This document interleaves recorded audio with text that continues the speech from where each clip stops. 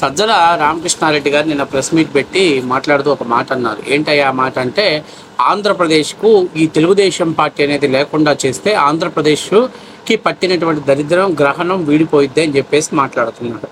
అసలు ఆ సజ్జల రామకృష్ణారెడ్డి నేను అడుగుతున్నా, ఆంధ్రప్రదేశ్కి ఏమో నాకు తెలియదు కానీ ఆంధ్రప్రదేశ్ సర్వనాశనం అవటానికి, ఆంధ్రప్రదేశ్ అభివృద్ధి లేకుండా పోవటానికి, ఆంధ్రప్రదేశ్కు రాజధాని లేనటువంటి రాష్ట్రాన్ని తయారవటానికి, ఆంధ్రప్రదేశ్ గంజాయి ఆంధ్రప్రదేశ్గా తయారవటానికి, ఆంధ్రప్రదేశ్ డ్రగ్స్ ఆంధ్రప్రదేశ్గా తయారవటానికి, ఆంధ్రప్రదేశ్ని కత్తులు కార్పణ్యాలతోటి ఫ్యాక్షన్ రాజకీయాలుగా తయారవటానికి కారణం వైఎస్ జగన్మోహన్ రెడ్డి. అంటే ఒక రకంగా చెప్పాలి అని అంటే రౌడీలకు, గాంజాయాలకు, తర్వాత రేపిస్టులకు, స్కాములకు వీళ్ళందరికీ కూడా కేర్ ఆఫ్ అడ్రస్గా మారింది వైఎస్ఆర్సీపీ పార్టీ. అంటే ఆంధ్రప్రదేశ్కు ఒక క్యాన్సర్ గడ్డగా మారింది వైఎస్ఆర్సీపీ పార్టీ. ఇది వాస్తవ విషయం. గత ఐదేళ్లలో ఆంధ్రప్రదేశ్ అభివృద్ధిని దాదాపుగా వెనుక వైపు తిరోగమనం చేసినటువంటి ఏకైక పరిపాలన జగన్మోహన్ రెడ్డి పరిపాలన. ఎందుకంటే ఆంధ్రప్రదేశ్ ప్రజలకు రాజధాని లేనటువంటి రాష్ట్రాన్ని తయారు చేశాడు. అసలు రాజధాని ఏంటో చెప్పుకోలేనటువంటి దౌర్భాగ్య పరిస్థితిలో ఆంధ్రప్రదేశ్ ప్రజల్ని నెట్టివేశాడు. అంతేగాక యువతకి ఉద్యోగ ఉపాధి అవకాశాలు లేకుండా ఆంధ్రప్రదేశ్లో ఉన్నటువంటి యువత అంతా కూడా ఇతర రాష్ట్రాల వైపు, దేశాల వైపు పరిగెత్తే విధంగా చేయడంలో జగన్మోహన్ రెడ్డి పాలనా మార్క్ అనేది క్లియర్గా కనిపించింది. పెట్టుబడులు రావు ఆంధ్రప్రదేశ్కి. ఎందుకు వస్తాయి? జగన్మోహన్ రెడ్డి పెట్టుబడులు రావాలి అంటే జగన్మోహన్ రెడ్డి జే ట్యాక్సులు చెల్లించాలి. జే ట్యాక్సులు చెల్లించిన వాడు ఎవడో కూడా ఇండస్ట్రీలు పెట్టేటువంటి పరిస్థితులు ఆంధ్రప్రదేశ్లో లేడు.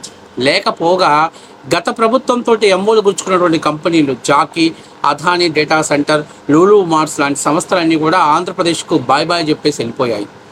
ఇది ఆంధ్రప్రదేశ్ అభివృద్ధికి నిరోధకంగా మారిన మాట అందరికీ తెలిసిన విషయం. ఇంకా అంతకంటే ముఖ్యమైన విషయం ఏంటంటే, ఎప్పటి నుంచో ఉన్నటువంటి అమరా రాజా ఫ్యాక్టరీని ఆంధ్ర రాష్ట్రం నుంచి తరిమివేసి ఆంధ్ర రాష్ట్రంలో పరిశ్రమలు పెట్టడానికి మేము ఒప్పుకోము, అవి ఏవైనా అయితే వైసీపీ పార్టీకి సంబంధించినటువంటి నాయకులు మాత్రమే పెట్టాలి అనేటువంటి ఒక సింబాలిక్గా హింట్ ఇచ్చినటువంటి పార్టీ వైసీపీ పార్టీ. గత 5 ఏళ్లలో ఆంధ్రప్రదేశ్లో ఒక కంపెనీని కూడా ఓపెన్ చేయని చేతగాక గతంలో చంద్రబాబు ప్రభుత్వంలో ఓపెన్ అయినటువంటి కంపెనీలు దాదాపు 80% కంప్లీట్ అయితే ఆ మిగిలిన 20%ని వీళ్ళ ప్రభుత్వంలో కంప్లీట్ చేస్తే దాని ఇనాగ్రేషన్స్కి వెళ్ళి అక్కడ ఉన్నటువంటి కంపెనీ ప్రతినిధులను కూడా అవమానపరిచినటువంటి దౌర్భాగ్యం చరిత్ర ఈ వైఎస్ఆర్ కాంగ్రెస్ పార్టీది. అందులో మీరు ముఖ్యంగా చూసుకుంటే గతంలో కియా పరిశ్రమ చంద్రబాబు నాయుడు ప్రభుత్వంలో 85% కంప్లీట్ అయింది. మిగిలినటువంటి ఒక 10-15% ఉంటే అది అయిపోయిన తర్వాత కియా కొత్త కార్ని మార్కెట్లో ప్రవేశపెట్టినప్పుడు అక్కడ సంబంధించినటువంటి ఆంధ్రప్రదేశ్ సంబంధించినటువంటి వ్యక్తుల్ని ఇన్విటేషన్ చేస్తే హిందూపురం ఎంపీ అక్కడ పోయి కార్ మీద I'm not happy your service అని అడిగాడు. మరి ఈయన ఏ సర్వీస్ అడిగాడు, వాళ్ళు ఎందుకు ప్రొవైడ్ చేయలేకపోయారో, ఈయన సర్వీస్ ఏందో రాష్ట్ర ప్రజలు, దేశ ప్రజలందరూ కూడా చూశారు 4 గోడల మధ్య. కాబట్టి ఇలా చెప్పుకుంటూ పోతే బొచ్చుడున్నాయి ఆంధ్రప్రదేశ్కి. ఈ గత 5 ఏళ్లలో నీలి మరకలు, అవినీతి చిత్రాలు, ఇంకా చెప్పుకోవాలంటే అవినీతి స్కీములు ఇవన్నీ రాష్ట్ర ప్రజలందరూ కూడా చూసి విసికి వేసారి ఆంధ్రప్రదేశ్ ప్రజలు మేము తప్పు చేశాం, ఒక ఛాన్స్ ముసుగులో ఈ రాష్ట్రాన్ని మనమే అధోగతి పాలు చేసుకున్నాం, కాబట్టి తప్పుని మనం సరిదిద్దుకోవాలి, మన బిడ్డల భవిష్యత్తుని సరిగా పెట్టుకోవాలి, మన బిడ్డల భవిష్యత్తుని మార్చుకోవాలని చెప్పేసి ఆంధ్రప్రదేశ్లో కీలకమైనటువంటి పాత్ర 2024లో డెసిషన్ తీసుకున్నారు. మీ భాషలో చెప్పాలంటే 2019లో బాబాయిని రప్ప నరికి బాత్రూంలో పడేసి వైసీపీ వాళ్ళు మీరు చేసినటువంటి మర్డర్ని దాన్ని ఎలివేట్ చేసుకుంటూ ఓట్లను సంపాదించుకున్నారు. అదే 2024లో ఆంధ్రప్రదేశ్ ప్రజలు మీరు చేసిన దారుణాన్ని చూసి రప్ప నరికితే మధ్యలో ఉన్నటువంటి 5 పోయి 11 సీట్లకు పరిమితమైంది. కాబట్టి ఇప్పుడు ఆంధ్రప్రదేశ్లో అందరికి అర్థమైంది ఏంటంటే ఆంధ్రప్రదేశ్ అభివృద్ధికి క్యాన్సర్ గడ్డ జగన్మోహన్ రెడ్డి. అలాగే ఆంధ్రప్రదేశ్ అభివృద్ధిని నాశనం చేయడానికి వచ్చినటువంటి కరోనా వైరస్ లాంటిది వైసీపీ పార్టీ అనేటువంటిది రాష్ట్ర ప్రజలందరూ కూడా క్లియర్గా అర్థం చేసుకున్నారు. అందుకనే 2024 ఎలక్షన్స్లో ఒక మ్యాండేటరీగా తీర్పునివ్వడం జరిగింది. కానీ నువ్వు మాత్రం నీ విషయం చెప్పాలి. నువ్వు అలాంటి పార్టీకే వ్యాక్సిన్ లాంటివి, అలాంటి పార్టీని వ్యాక్సిన్ అంటే ఆ పార్టీని నాశనం చేయగలిగిన దమ్మున్న కెపాసిటీ దగ్గర ఉంది. నువ్వు వైఎస్ఆర్సీపీ పార్టీలో అసలు పాదయాత్ర ముందు అసలు నువ్వెవడో తెలియదు. పాదయాత్ర తర్వాత అసలు నువ్వు ఎక్కడుంటావో తెలియదు.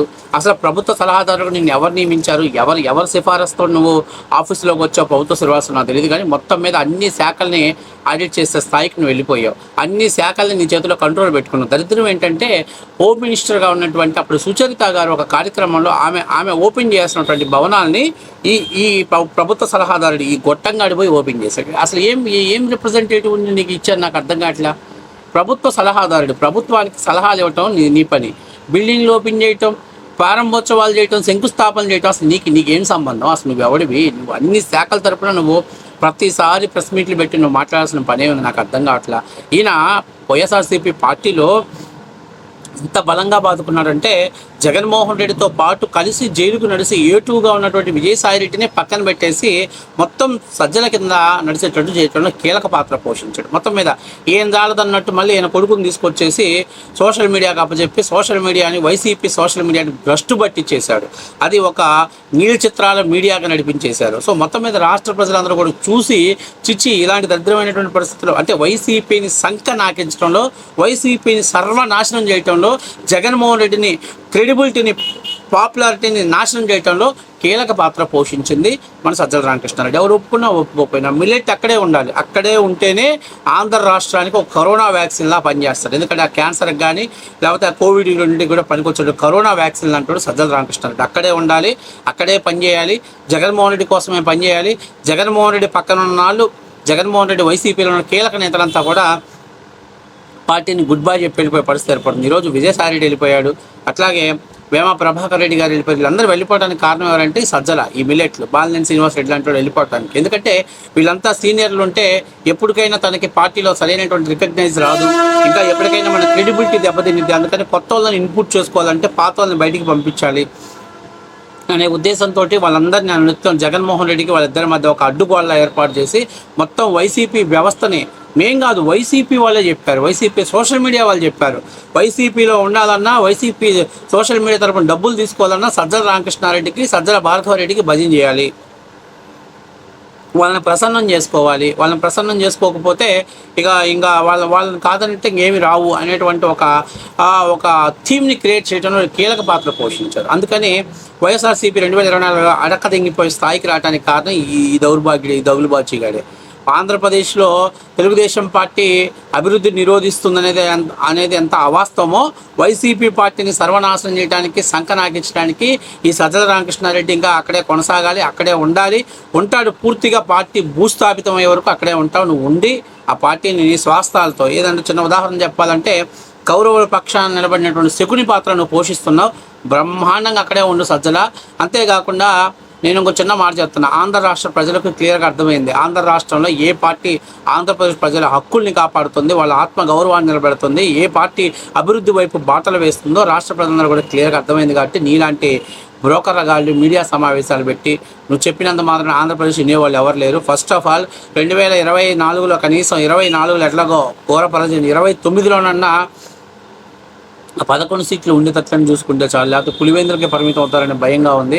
ఏది ఏమైనా మిల్లెట్లు రామకృష్ణారెడ్డి భవిష్యత్తులో ఇంకా ఉన్నతమైన స్థానాలు వైసీపీ పార్టీ తరపున ఎదగాలి, రాజ్యసభకు వెళ్ళాలి, రాష్ట్ర రాజకీయాలే కాదు దేశ రాజకీయాలను కూడా ప్రభావితం చేయాలి. ఎందుకంటే మనోడు బ్రోకర్ పనులు చేయడంలో నెంబర్ 1గా ఉంటాడు కాబట్టి, విజయసాయిరెడ్డిని మించినటువంటి బ్రోకర్ పనులు లాబింగ్ చేయడంలో నెంబర్ 1గా ఉంటాడు కాబట్టి ఖచ్చితంగా దేశ రాజకీయాల్లో కూడా కీలక పాత్ర పోషించాలని మన మిల్లెట్ల రామకృష్ణారెడ్డిని, మా సజ్జల రామకృష్ణారెడ్డి గారిని మనస్ఫూర్తిగా కోరుకుంటూ, మీరు రాజకీయంగా మరెన్నతో ముందుకు వెళుతూ వైసీపీ పార్టీని మరింత కిందకి అనగదొక్కాలని కూడా మేము మనస్ఫూర్తిగా కోరుకుంటున్నాం.